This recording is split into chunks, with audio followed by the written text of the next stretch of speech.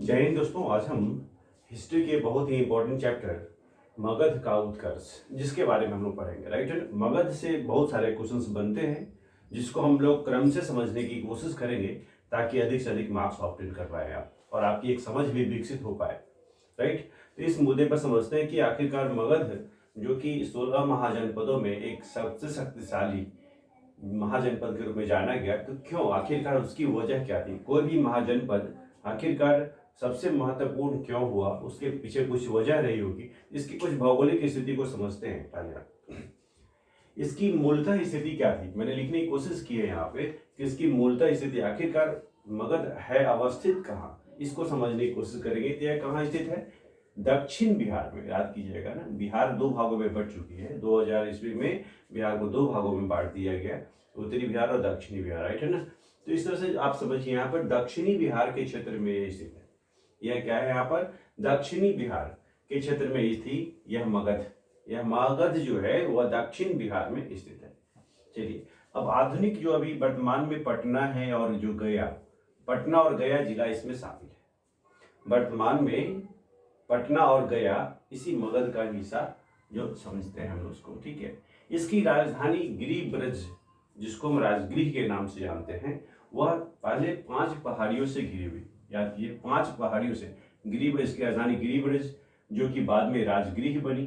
मगध की राजधानी राजगृह होगी, पहले गिरिब्रज थी, जो कि आपने पिछले वीडियो में पढ़ा होगा, और वर्तमान में इसकी राजधानी अब राजगृह हो गई। ठीक है, तो यह जो है एक्चुअली इसकी भौगोलिक दशा को हम समझने की कोशिश कर रहे हैं। यह 5 पहाड़ियों से घिरी हुई थी।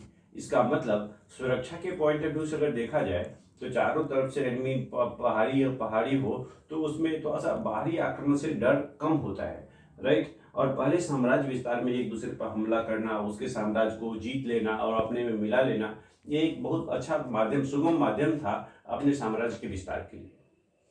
तो इसको समझिए यहाँ पर कि हमने बताने की कोशिश किया कि यह कहाँ स्थित है। दक्षिण बिहार में, मूलतः पटना और जो गया जिला है इसमें ही आता है। और वर्तमान में इस जो आपको समझने की कोशिश कर रहे हैं हम लोग कि उसकी राजधानी क्या थी? राजगृह। पहले गिरिब्रज के नाम से जानी जाती थी, कभी कभी ऑप्शन में गिरिब्रज भी आएगा तो आप तो ध्यान रखिएगा, इसलिए इसका नाम हमने लिख भी दिया है। और राजगृह बनी बाद में, जो कि 5 पहाड़ियों से घिरी हुई जगह है।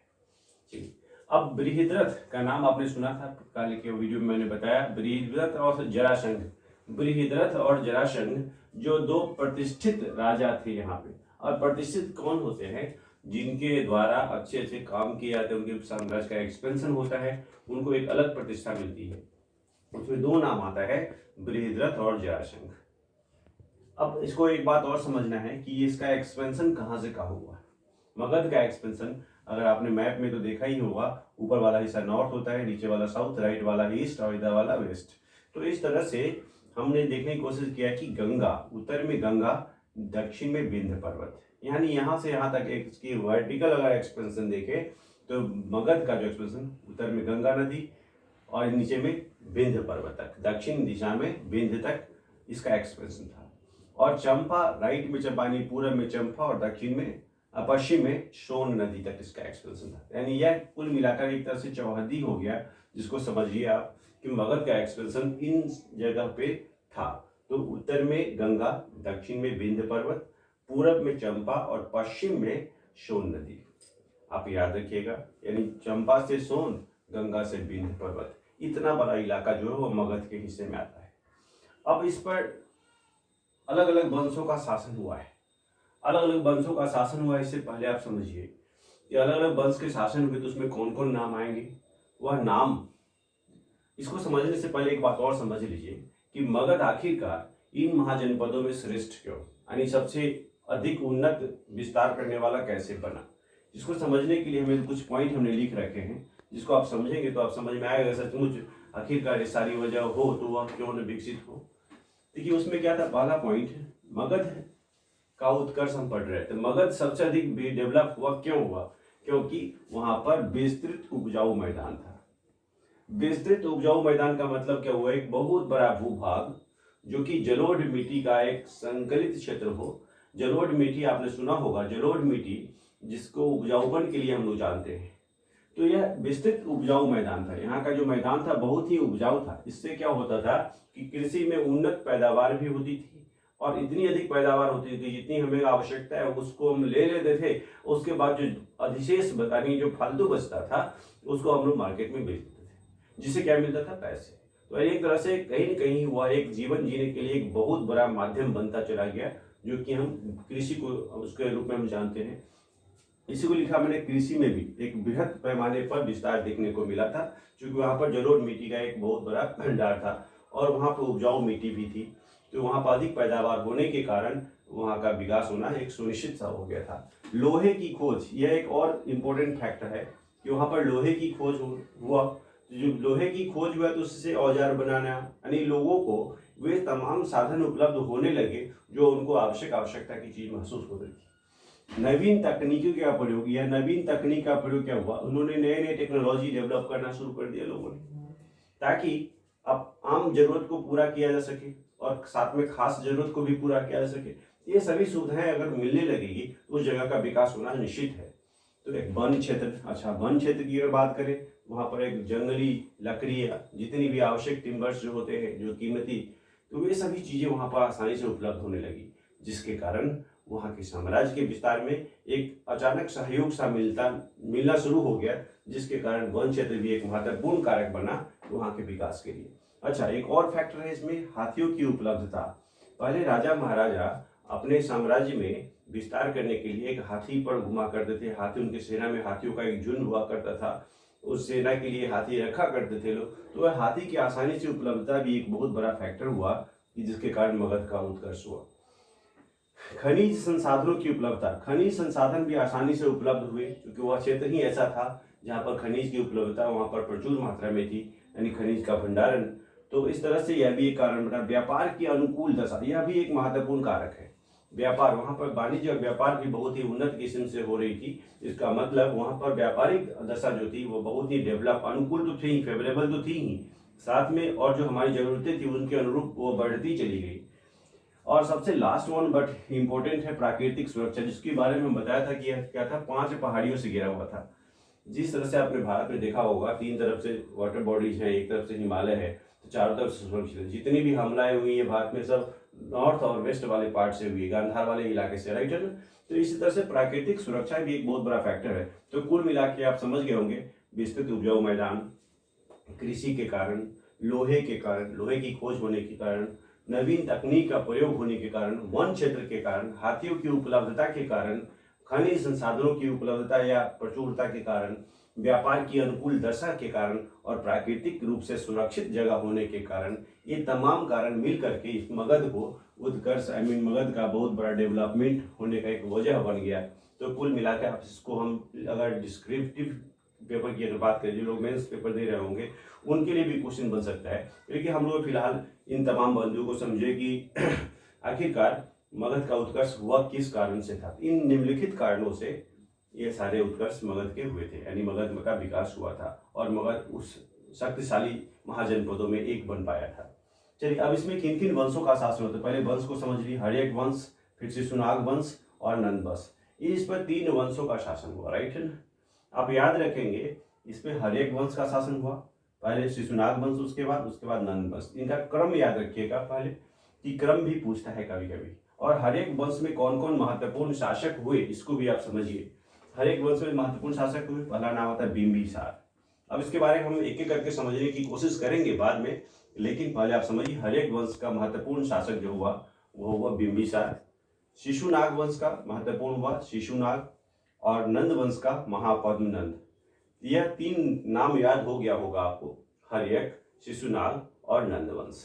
तो हर्यक वंश का जो कार्यकाल था वो 544 ईस्वी पूर्व से लेकर के 412 ईस्वी पूर्व तक, और शिशुनाग का 412 से 344, और 344 से लेकर 323 ईस्वी पूर्व तक नंद वंश का। इस तरह से क्रम याद रखिएगा।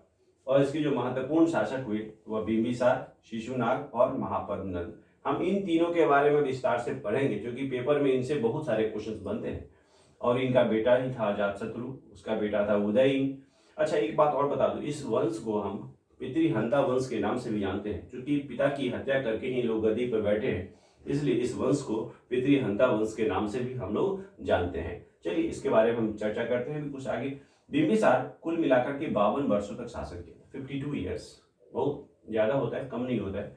अजातशत्रु 32 वर्षों तक शासन किया और उदयन था उसके उत्तराधिकारी। उदयन के बाद जो उसके उत्तराधिकारी थे वह 48 वर्षों तक उन्होंने शासन किया। ये हमने साइड में लिख दिया है ताकि आपको कंसोलिडेट टाइम पीरियड पता चले कि हर एक वंश का शासनकाल कुल कितना था, शिशुनाग वंश का कार्यकाल कितना था और नंद वंश का कार्यकाल कितना था।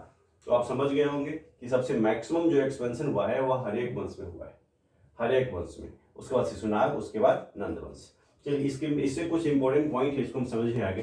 बिंबिसार, बिंबिसार चूंकि यह हर एक वंश का संस्थापक था, फाउंडर जिसको बोलते हैं। अब बिंबिसार को मगध साम्राज्य का वास्तविक संस्थापक समझा जाता है। वास्तविक संस्थापक, याद रखिएगा, हर एक वंश के संस्थापक कौन थे? बिंबिसार। बिंबिसार ने अपने राज्य की नींव वैवाहिक संबंधों के अनुसार, ध्यान दीजिए, वैवाहिक संबंध। एक बात याद हो गया, हर एक वंश की जो नींव है वह बिंबिसार के द्वारा रखी, यानी उसके वास्तविक संस्थापक जो बिंबिसार हुए। और बिंबिसार ने एक नीति अपनाई थी, वह थी वैवाहिक नीति। वैवाहिक मतलब शादी विवाह कर करके उनको अपने संबंध में जोड़ लेना और उनके साम्राज्य को अपने में मिला लेना, उनकी एक पॉलिसी बन गई थी। याद कर लीजिएगा। तो वैवाहिक संबंधों के फलस्वरूप उन्होंने अपने साम्राज्य का विस्तार किया था।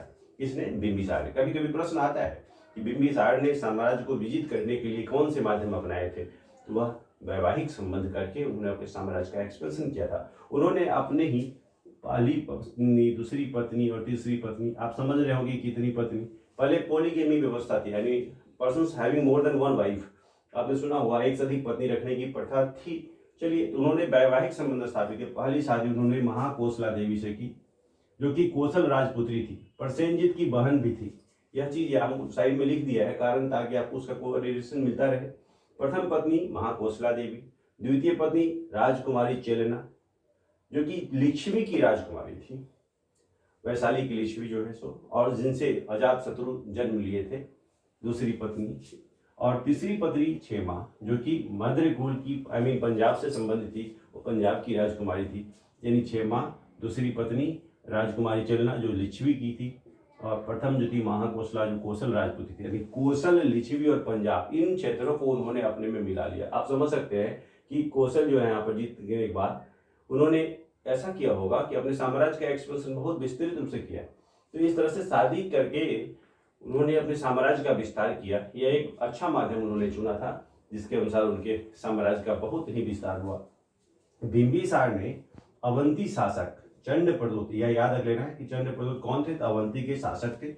मित्रता कर ली थी, दोस्ती कर लिया था उन्होंने। जब दोस्ती कर ली है तो बाकी चीजें तो ऐसे यूजुअली खत्म हो जाती हैं, दोस्ती कर लिया। अब जब वो बीमार पड़ गए तो उन्होंने अपने राजवैद्य, याद कर जाइएगा, राजवैद्य जीवक, याद रखिएगा, राजवैद्य कौन थे? जीवक। तो उन्होंने उसके इलाज के लिए भेजा था। अब इससे कोई दोस्त अगर बीमार होता है तो उसको इलाज के लिए तो भेजते ही। बिंबिसार ने अवंती के शासक चंद्रप्रदोत से मित्रता कर ली थी, यानी दोस्ती कर ली थी। जब वो बीमार पड़े तो उन्होंने अपने राजवैद्य यानी जीवक को उन्होंने भेजा था, कहाँ? उनके इलाज के लिए। बिंबिसार की हत्या उसके ही पुत्र अजातशत्रु, याद रखिएगा, बिंबिसार की हत्या कौन किया था? उसका बेटा अजातशत्रु ने ही कर दिया था 492 ईस्वी। उसके बाद मगध की गद्दी पर उन्होंने शामिल हो गया, यानी मगध की गद्दी को अपने अंडर में ले लिया। अब आप समझ गए होंगे, मैंने शुरू में पितृहंता इसलिए बोला था क्योंकि इसमें वंश को और अपने ही खानदान के लोग अपने पिता की हत्या करके गद्दी को प्राप्त करने की परंपरा अपनाए हुए थे, इसलिए इसको पितृहंता के नाम से भी जानते हैं। कभी कभी पूछा जाता है, इसलिए इसको याद रखना जरूरी है। अच्छा, अजातशत्रु जो कि बिंबिसार के पुत्र थे। अजातशत्रु का उपनाम कुनिक भी था। यह बहुत बार पूछा गया क्वेश्चन में कि अजातशत्रु का उपनाम क्या है? वह है कुनिक। वह जैन मतानुयायी थे, मतलब जैन धर्म के जो सिद्धांत है उसको फॉलो करने वाले थे। हमने पढ़ा है जैन धर्म और बौद्ध धर्म, उसमें जैन धर्म के जो कॉन्सेप्ट हैं, उनके जो फीचर्स हैं, सिद्धांत हैं, उनको फॉलो करने वाले थे।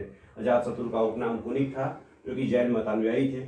अच्छा, एक बात और, जब लिच्छवी पर उन्होंने हमला किया था, उन्होंने उस क्षेत्र को जीता, उस समय उसने एक रथमूषल और महाशिला कंटक, यह दो चीज याद रखिए, रथमूषल और महाशिला कंटक नामक हथियारों का प्रयोग किया था। नामक हथियारों का उन्होंने प्रयोग किया था।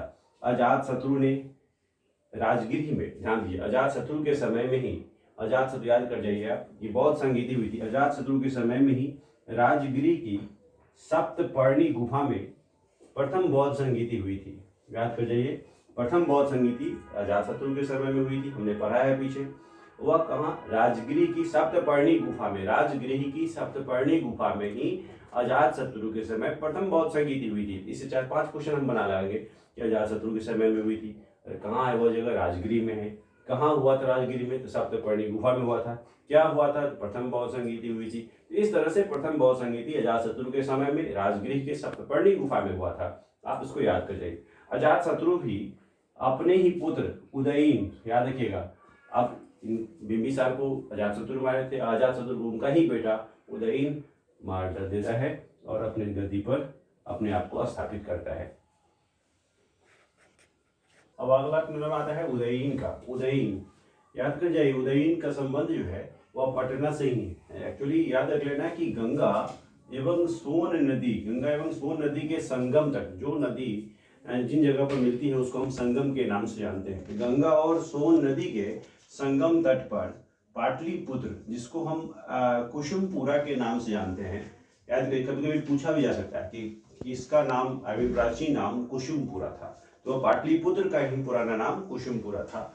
तो पाटलिपुत्र यानी कुसुमपुरा नामक नगर की स्थापना की। तब क्वेश्चन आता है कि पाटलिपुत्र की स्थापना किसने की, उदयीन ने की। इस तरह से आप प्रश्न जो है बनाने की कोशिश करेंगे इन कंसेप्टों के आधार पे, तो आप अच्छा से पकड़ बना पाएंगे। तथा उसने अपनी राजधानी बनाया था, यानी पाटलिपुत्र को उन्होंने अपनी राजधानी बनाया था, किसने, उदयीन ने।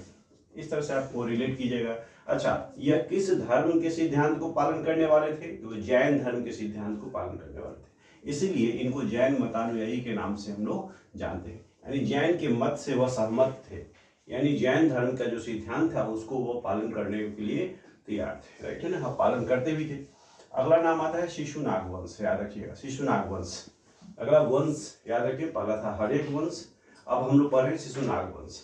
इसके संस्थापक कौन थे, संस्थापक में शिशुनाग का नाम आता है, क्योंकि नाम चूंकि संस्था से जुड़ा हुआ है इसीलिए उन लोगों को याद करने में ज्यादा परेशानी नहीं होनी चाहिए। शिशुनाग वंश के संस्थापक कौन थे, तो शिशुनाग थे। इन्हीं के नाम पर अपने वंश का नाम भी शिशुनाग वंश रखा था उन्होंने। इसने क्या किया, इसने मकसद क्या था, साम्राज्य का विस्तार करना, तो वैशाली को अपनी राजधानी बनाया था। याद रख लीजिएगा, शिशुनाग वंश के संस्थापक शिशुनाग हुए और जिन्होंने अपनी राजधानी वैशाली को बनाया था। बंगाल से लेकर के मालवा तक के तट को भूभाग, यानी बंगाल से मालवा तक का तट, यानी जो जमीनी इलाका था उसको अपने साम्राज्य में उन्होंने मिलाया था। अब इसके बाद इसकी गद्दी पर कौन बैठे, कालाशोक। अब एक क्रम बनता जाता है कि पहले बिंबिसार, फिर अजातशत्रु, उसके बाद उदयीन, अब जो है शिशुनाग वंश आ गए, शिशुनाग, उसके बाद उसको यानी एक एक करके गद्दी प्राप्त करने वाले लोग जो है नाम आया कालाशोक का। अब इसके बाद शिशुनाग के बाद जो है शासक कौन बने, कालाशोक। अच्छा, कालाशोक पर अगर एक नजर डालते हैं, तीसरा नाम, तो इसमें याद रखिएगा पुराण के अनुसार या दिव्यदान के अनुसार, ये जो धार्मिक ग्रंथ है इनमें जो है इनको काकवर्ण के नाम से भी जानते हैं। किस वर्ण से जानते हैं, काकवर्ण, याद रखिएगा, कालाशोक को हम काकवर्ण के नाम से भी जानते हैं। अच्छा, वैशाली के स्थान पर, अभी आपने देखा था इन्होंने वैशाली को अपनी राजधानी बनाया था, अब के इन्होंने वैशाली के स्थान पर पाटलिपुत्र को अपनी राजधानी बनाया था, यानी पटना को फिर से राजधानी इन्होंने। देखिए, जितने भी शासक हुए वो अपने अनुसार राजधानी को परिवर्तित करें, उनको लगता था कि यहाँ से शासन करना ज्यादा ही सुगम होगा, तो उन्होंने अपना स्थानांतरण किया। लेकिन कालाशोक ने वैशाली के स्थान पर पाटलिपुत्र को राजधानी बनाया और लगभग 28 वर्षों तक उन्होंने वहां से शासन किया था, यानी पाटलिपुत्र को राजधानी बनाया तो वहां से 28 वर्षों तक शासन किया। द्वितीय बौद्ध संगीति जो हुई थी, अभी आपने प्रथम बौद्ध संगीति अजातशत्रु के समय में पढ़ा था आपने, अब द्वितीय बौद्ध संगीति का आयोजन वैशाली में ही हुआ था। याद रखिएगा, कहाँ हुआ था, वैशाली में ही हुआ था। स्थावीर और महासांघिक, स्थावीर और महासांघिक जो दो गुट हो गया, बौद्ध संघ दो भागों में विभक्त हो गया था। कौन कौन, स्थावीर और महासांघिक। यह बौद्ध संघ जो है वह दो भागों में विभाजित हो गया था। द्वितीय बौद्ध संगीति का ही परिणाम है।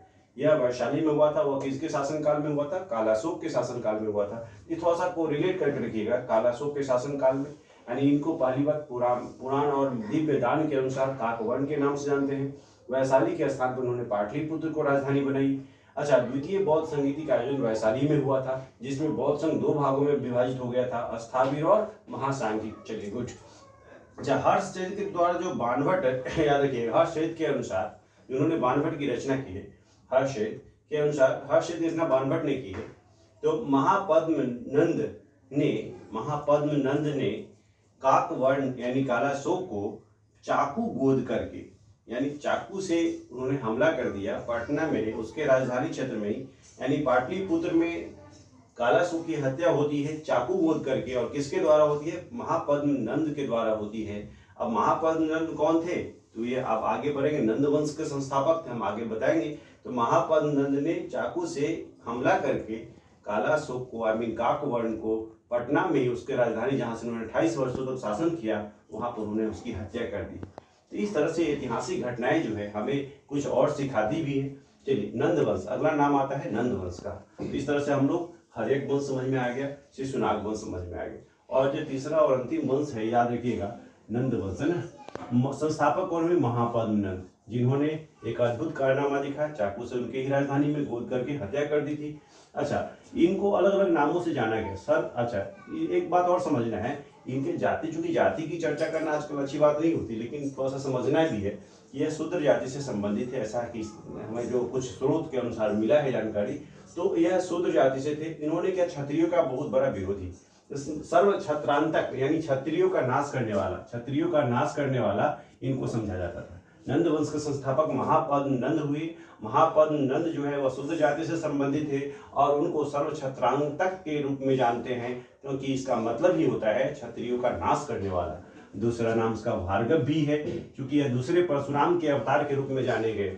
इस तरह से दो नाम याद रखिएगा, महापद्म नंद को सर्व क्षत्रांतक और भार्गव के नाम से भी हम लोग जानते हैं। अच्छा, इन्होंने अपने साम्राज्य का विस्तार तो बहुत बखूबी से किया ही, साथ में इनको कुछ और उपाधि, एक राठ की उपाधि और एक छत्र की उपाधि भी धारण की थी इन्होंने। यानी पेपर में सीधा सीधा प्रश्न आता है कि एक राठ की उपाधि किसने हासिल की थी? महापद्म नंद ने। चाहे महापद्म नंद को कौन सी उपाधि दी गई थी, तो एक राठ की उपाधि या एक छत्र की उपाधि दी गई थी, यानी उनके अलावा और कोई नहीं, यानी अनपायर्ड, यूनिक टाइप है। उसके 8 पुत्र थे, आप देखिए 8 पुत्र थे, जिसमें घनानंद भी एक था। क्योंकि सारे पुत्र होते थे, कोई जरूरी नहीं कि सारे के सारे होशियार ही हो, कुछ ऐसे भी होते लल्लू टाइप में। तो इस तरह से 8 पुत्र थे, जिसमें घनानंद भी एक था। राइट है, याद रखिएगा, यानी यह याद रख लेना है कि महापद्म नंद के पुत्र कौन थे? घनानंद। अब यह 8 पुत्रों में से एक था, जो कि नंद वंश का अंतिम शासक बना।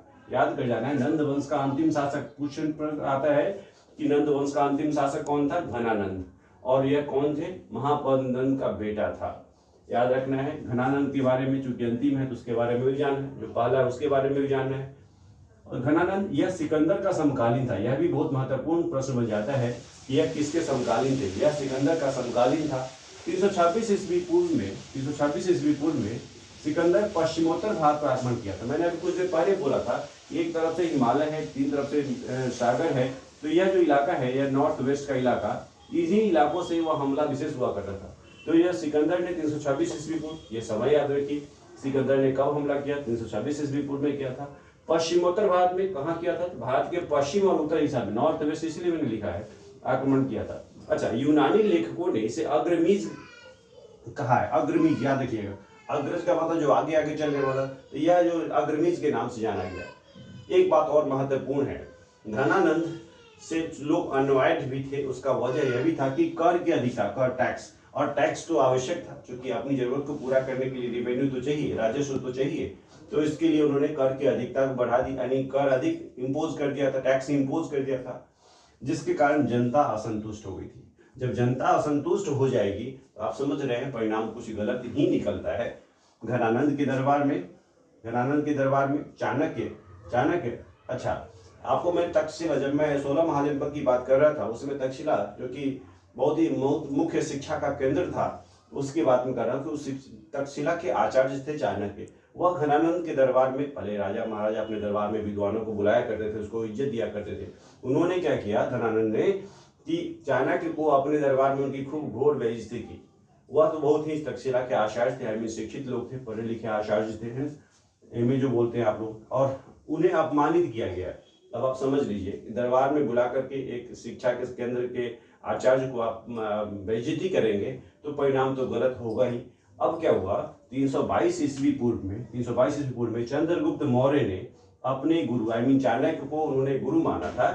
गुरु चाणक्य की सहायता से घनानंद की हत्या कर दी और मौर्य वंश की नींव डाली। अब एक नया नाम आता है मौर्य वंश की नींव डाली। चंद्रगुप्त मौर्य ने घनानंद की हत्या करके 322 ईस्वी में किसकी सहायता से, चाणक्य की सहायता से मौर्य वंश की नींव डाली। तो कुल मिलाकर के आप इस कहानी को समझ गए होंगे किस तरह से क्रम बाय क्रम यह समय बदलता गया और आपके ऐतिहासिक पृष्ठभूमि में नए नए नाम जुड़ते गए। तो आप उम्मीद करता हूं कि आप लोग इस चैप्टर को बखूबी समझोगे। Thank you so much. You have to keep watching please.